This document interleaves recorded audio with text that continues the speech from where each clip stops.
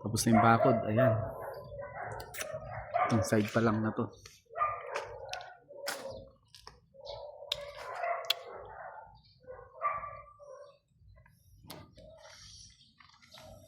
Hanggang doon sa dulo.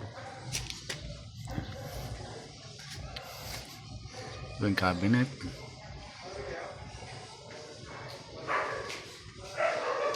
Front.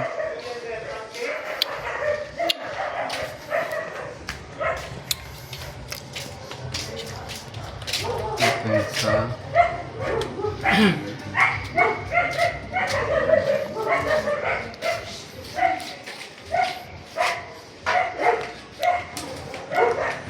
inayos namin tong tubig. Dating magulo yung mga pipe niyan.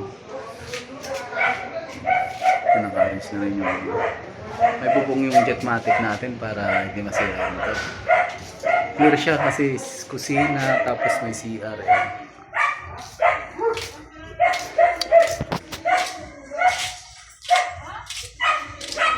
Tayo sa likod.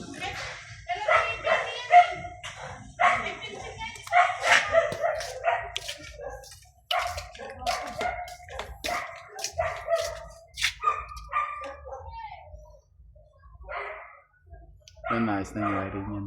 Ayos na. Ating magulo pa doon sa isang poste.